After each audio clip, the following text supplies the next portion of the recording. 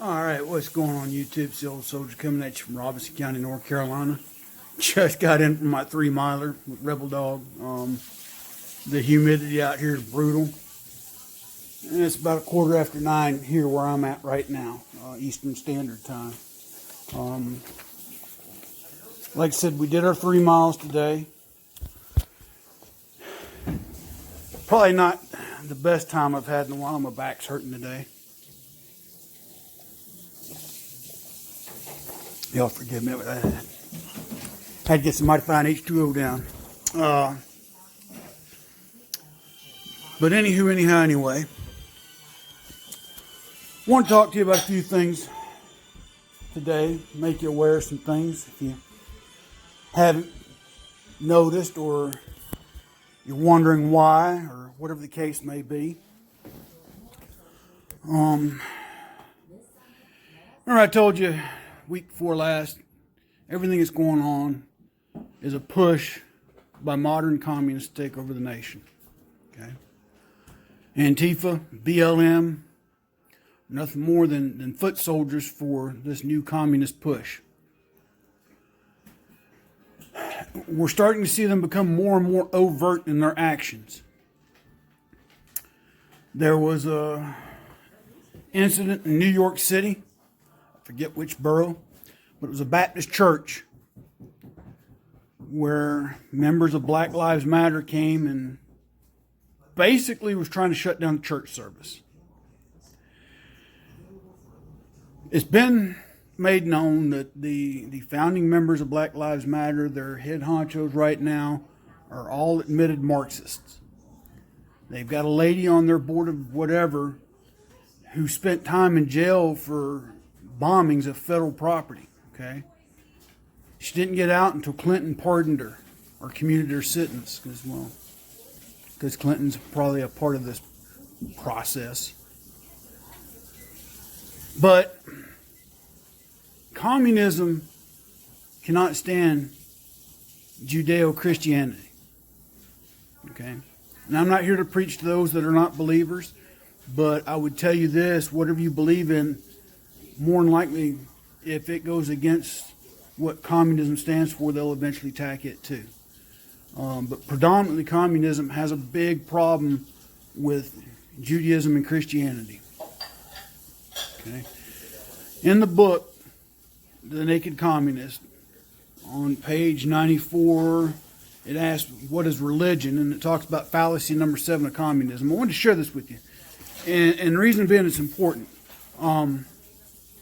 Communists further allege that religion is not of divine origin, but simply a man-made tool used by a dominant class to suppress and exploit another class. Marx and Engels describe religion as the opiate of the people, which is designed to lull them into humble submission and an acceptance of the prevailing mode of production which the dominant class desires to perpetuate. Okay?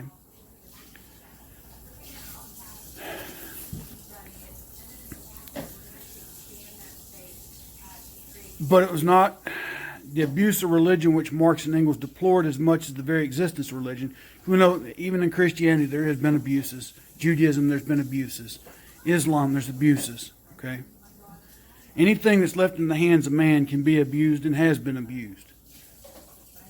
Government. But they had this thing that there was a dominant class and a lower class, and they wanted to eliminate it, okay? So they pointed out a threefold function of religion from their point of view. The first was that it teaches respect for property rights. Second, it teaches poor their duties towards the property and prerogatives of the ruling class. And third, it instills a spirit of acquiescence among the exploited poor so as to destroy their revolutionary spirit. Now, the fallacy of these allegations is obvious to any student of Judeo-Christian teachings. The biblical teachings of respect for property applies to rich and poor alike. It admonishes the rich to give the laborer their proper wages and to share the riches with the needy. And time and again, the Old Testament denounces the selfish rich because the spoil of the poor is in your houses. What mean ye that ye beat my people to pieces and grind the faces of the poor, saith the Lord. Now, the New Testament denunciation of selfish rich is just as pointed.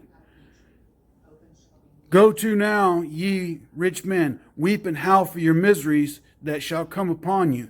Behold, the hire of the laborers who have reaped down your fields, which is of you kept back by fraud, crieth, and the cries of them have reaped and are entered into the ears of the Lord of the Sabbath.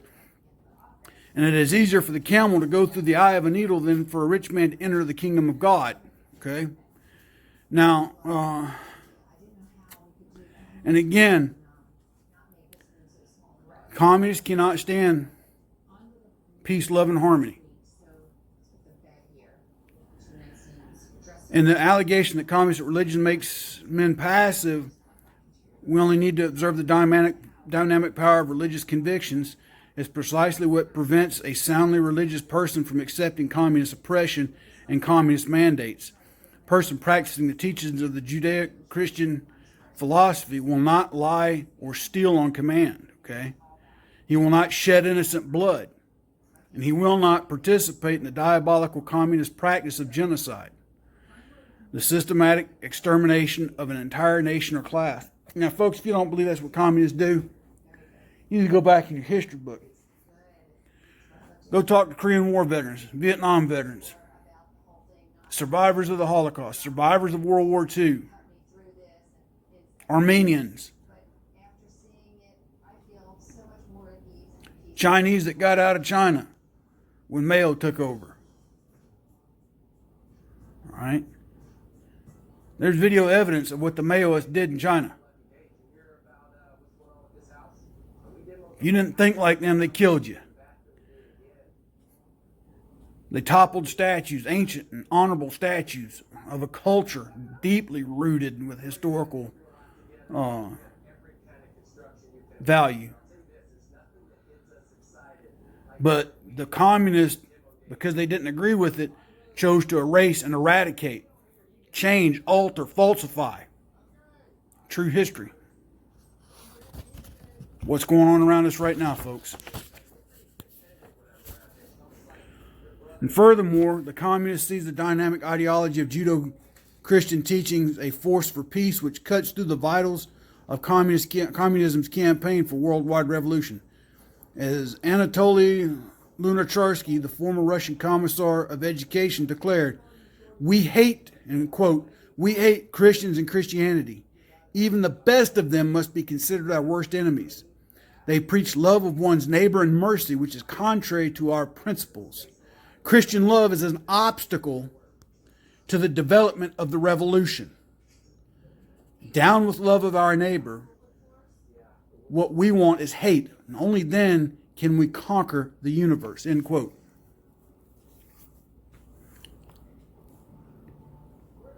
Think about that for a minute, folks. I can't remember the state it was in, but it was a black gay man with a bullhorn, one of them air horns, at a group of Christians at a rally, and he kept blowing it every time they were trying to pray.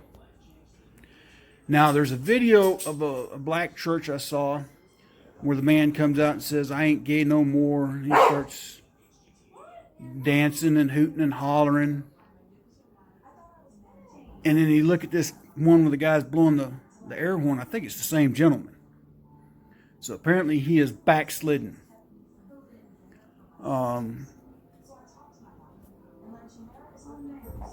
But see, in the gay community, if someone comes out and decides, I'm no longer gay because I believe in Jesus, they get ostracized, they get criticized, they get cast out.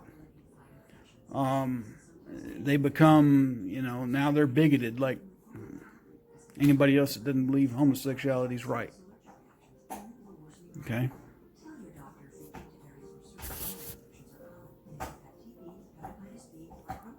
Communist theory of morals, fallacy number 8. And the communist writers likewise maintain that Judeo-Christian code of ethics is class morality, and by that they mean the 10 Commandments and the ethics of Christianity were created to protect private property and property class. Further part of the book states that they believe that honor thy father and thy mother was created by the early Hebrews to emphasize to their children the fact that they were the private property of their parents. Where they get this from, I don't know. Another part of it states in the book here, it states, "Thou shalt not kill" was attributed to the belief of the dominant class that their bodies were private property and therefore should be protected along with other property rights. "And thou shalt not commit adultery, and thou shalt not covet thy neighbor's wife," were said to have been created to implement the idea that a husband was the master of the home and the wife was strictly private property belonging to him.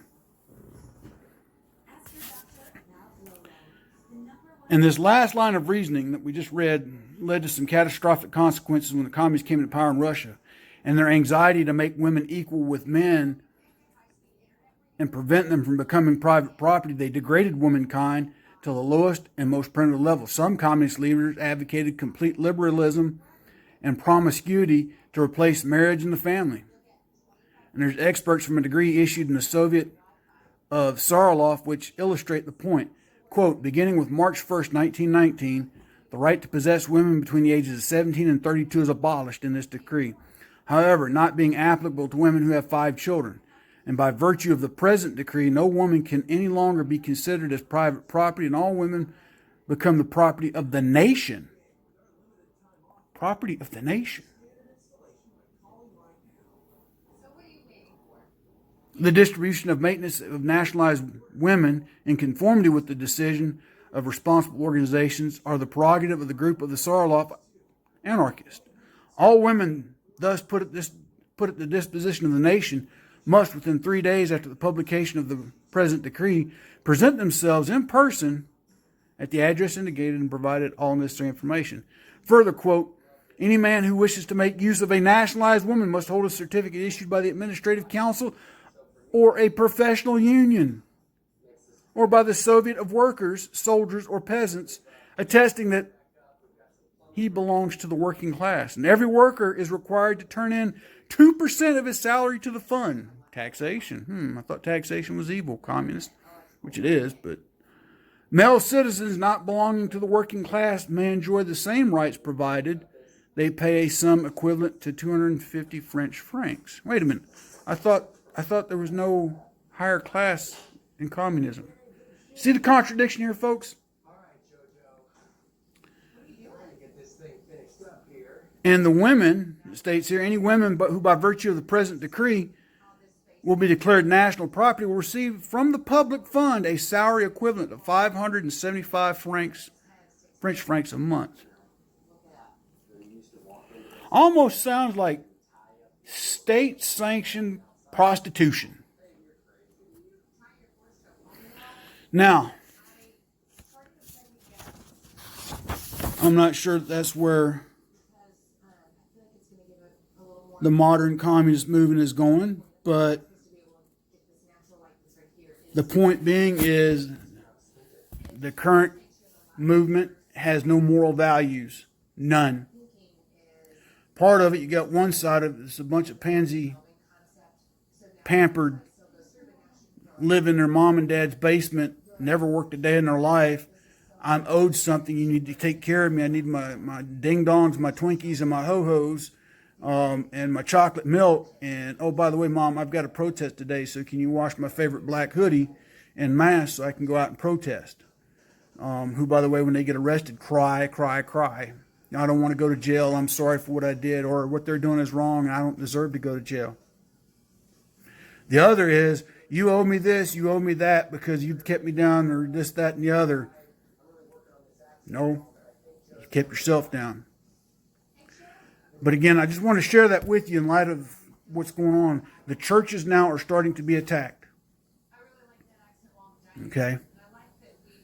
The churches are now starting to be attacked overtly. No more, they're coming out of the woodwork. They're stopping their subversive movement. And if you think about it, the subversive movement was to infiltrate the church. And some churches have allowed it. Okay? All right? I won't get into all the particulars, but if you read your Bible, you'll see what I'm talking about. Anyway, folks, I just wanted to share that with you today. I want to get that off my chest. Hope everybody's safe. Stay hydrated. Exercise when you can. Start putting away dry goods now. Told some friends yesterday, every time you go to the grocery store, get a bag of rice, get a bag of dry beans, can of Spam. Check what you already have in your inventory. Me and my wife did that last night and realized we had some Spam and some corned beef that we need to cook this month before it goes out of its best date. Now, granted, with enough preservative in those meats, you could probably get 6, 7, 8 more months beyond the best by date. But again, it's better to stay, judge, on air, or judge on the air of caution, or err on the, whatever. You know what I mean? I'm starting to sound like Joe Biden. But check your expiration dates on things, your best use by dates. Rotate your stock. But every time you go to the grocery store, bag of rice, bag of beans, can of Spam, can of corned beef hash, can of pork and beans, beanie weenies, canned vegetables, and if you can, frozen vegetables too for a fresher mix, okay? But I'm also looking at the fact that we may wind up into a power down situation. You may not be able to keep your cold stuff cold. And these items are easy to maintain, easy to prepare, especially your pork and beans, your canned vegetables. All you got to do is pull them out. You can heat them up over a fire if you have to. Same thing, rice and dried beans keep for a long time. Dried pasta, your shells, your noodles, all that kind of stuff. Okay. And I'm not trying to scare people, folks. It's the last thing I've ever wanted to do. But given what's going on, it's just my humble opinion, and we'll call it that, opinion. But when the November elections hit, I'm pardon my language, but I'm afraid all hell's going to break loose. I think everything that's been going on up to this point now has been a test to see how far they can push the envelope and get away with what they're getting away with. And they'll use that after the November election to come out in strength. That's just my humble opinion. But anyway, I've rambled on long enough. Y'all be safe. Be careful out there. And until tomorrow, we'll talk to you then. God bless. The old soldier out.